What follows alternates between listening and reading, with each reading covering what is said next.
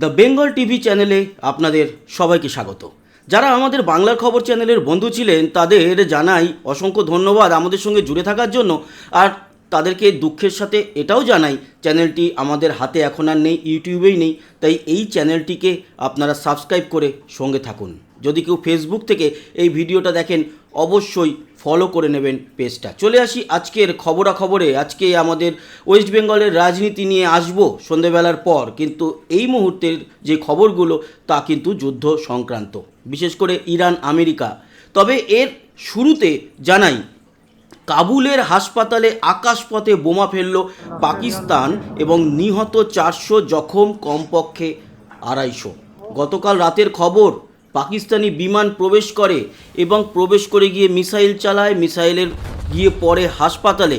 এই হাসপাতালে 2000-এর উপরে রোগী ছিল, তাদের মধ্যে 400 জন নিহত হয়েছে এবং 250 এখনও পর্যন্ত যা খবর তাতে আহত।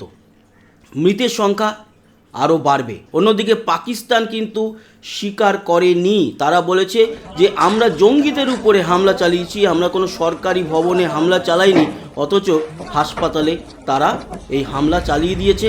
তার ভিডিও এসছে, দেখতে পাচ্ছেন হামলার সময়কার এই দৃশ্য, এবং তার পরবর্তী সময় দমকল থেকে শুরু করে আরও প্রচুর মানুষজনকে দেখা গেছে উদ্ধার কার্য চালাতে। অনেকের মৃত্যুজনক অবস্থার ছবি আছে যেগুলো আমরা ইউটিউবে দেখাতে পারবো না। খুব দুঃখজনক খবর।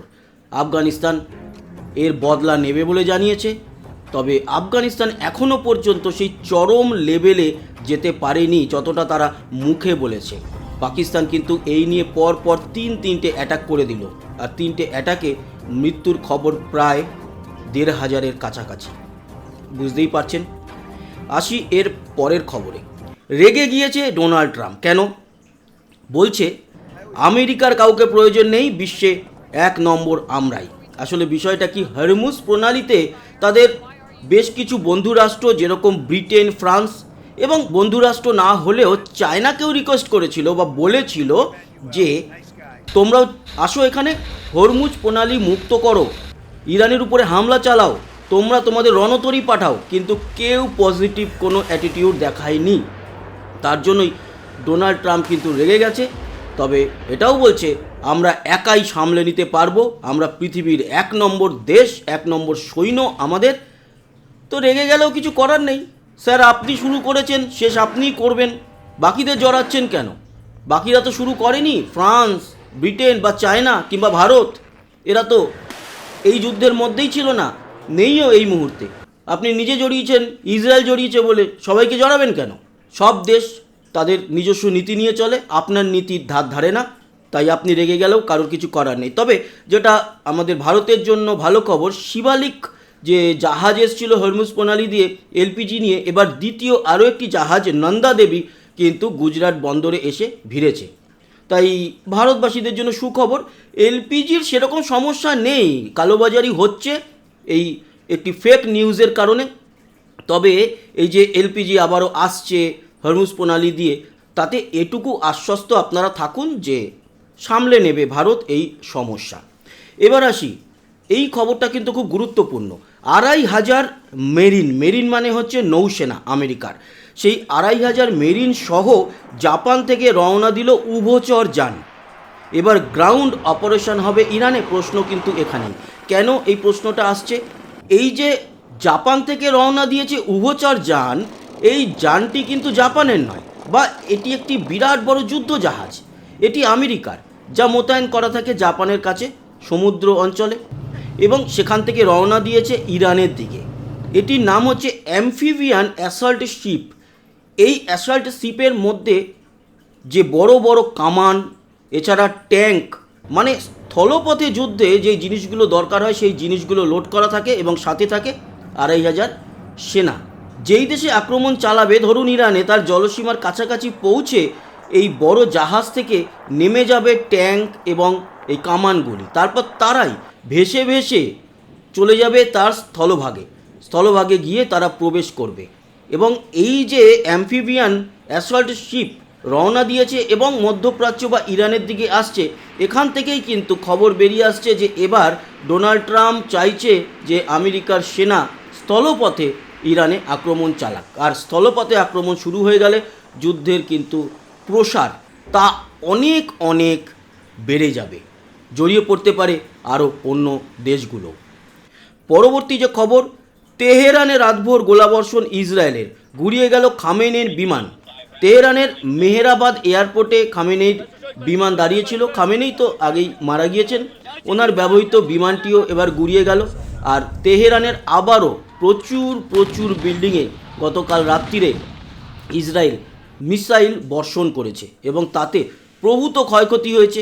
ইরানের তেহরান এই মুহূর্তে প্রায় ধ্বংসস্তূপের মধ্যে দাঁড়িয়ে। তার মধ্যেও কিন্তু ইরানের আর্মি এখনও আত্মসমর্পণ করতে চায় না, তারা এখনও বলছে আমরা যুদ্ধ চালিয়ে যাব। আর তার মধ্যে ইরান থেকে আরও একটা ভয়ঙ্কর খবর, ইরানে ঝরে পড়ল কালো বৃষ্টি।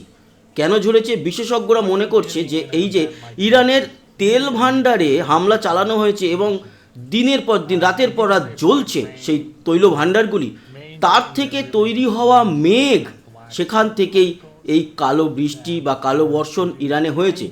অন্যান্য চিকিৎসক যারা বিশেষজ্ঞ বা চিকিৎসা বিজ্ঞানের যারা বড় বড় মাথা, তারা বলছেন এর থেকে ইরানে ভয়ঙ্কর রোগের সৃষ্টি হতে পারে এবং সেই রোগ ছড়িয়ে পড়তে পারে সমগ্র ইরান জুড়ে। এটা একটা কেমিক্যাল বৃষ্টি, খুব ভয়ঙ্কর খবর এটা, এবং এদিকে নিশ্চয়ই নজর থাকবে। এবার ইরানের যে চাবাহার বন্দর, সেই চাবাহার বন্দরে কিন্তু বিমান হামলা চালালো আমেরিকা। এখানে ভারতও জড়িত, কারণ চাবাহার পোর্টটা একরকমভাবে ভারতই চালায়, যদিও এবছর ভারতের বাজেটে চাবাহার পোর্টের জন্য আলাদা কোনো বাজেট নির্ধারণ করা হয়নি, তাই নিয়ে প্রশ্ন তুলেছিল ইরান। আর এবার চাবাহার পোর্টে হামলা করা মানে এক প্রকার ভারতকেও কিন্তু হুমকি দেওয়া, হুঁশিয়ারি করে দেওয়া। আর দিল্লি এখনও পর্যন্ত নিউট্রালভাবে রয়েছে, ইরানকেও কিছু সেইভাবে বলছে না, আমেরিকাকেও বলছে না, জল মাপছে দিল্লি। চাবাহার পোর্টের এই আক্রমণের পর ভারত কি সেই চাবাহার পোর্ট একেবারে ছেড়ে দেবে, নাকি ভারতও কিছু অ্যাকশান নেবে, সেটা দেখার। আর আজকের এই ভিডিওর সর্বশেষ খবর হচ্ছে ইরানের হামলা রুখে দিল ইউএই। গতকাল রাত্রে ইরান আবারও মুহুর্মুহু ড্রোন এবং মিসাইল হামলা চালিয়েছে ইউএইর উপরে। ইউএইর আকাশ সুরক্ষা ব্যবস্থা সেগুলোকে আটকে দিয়েছে বলেই কিন্তু ইউএই গভর্নমেন্টের তরফ থেকে জানা গিয়েছে। অন্যদিকে ইউএই আবার ভারতের বেশ কিছু লোককে গ্রেপ্তার করতে বলেছে ইউএই পুলিশকে। তারা নাকি ফেক নিউজ ছড়িয়েছে। না, এনারা ভারতে থাকে না, থাকে ইউএইতেই। আসলে 3 রকম ভাগে ভাগ করা হয়েছে, তার মধ্যে কিছু বাংলাদেশি আছে, পাকিস্তানিও আছে এবং ভারতীয়দের সংখ্যা বেশি। তারা কি করেছিল, ইউএই রাস্তাঘাটে যেখানে মিসাইল পড়ছিল তার ভিডিও তুলে পোস্ট করছিল। এতে 3 রকম কেন পাবলিক? একরকম পাবলিক এআই দিয়ে বানিয়ে মিথ্যা খবর ছড়িয়েছে, তাদের 1 বছরের উপরে কারাদণ্ড হতে পারে। আবার বেশ কিছু ভারতীয় বা পাকিস্তানি এবং বাংলাদেশি আছে যারা কিনা ইউএইতে থাকে, কাজ করে, তারা আবার তাদের মোবাইলে অরিজিনাল ছবি পোস্ট করেছে, সেখানেও ইউএইর আপত্তি। তারা বলেছে এতে বিপক্ষের সুবিধা হয়ে যাবে সেই ছবি বা ভিডিওগুলো দেখে।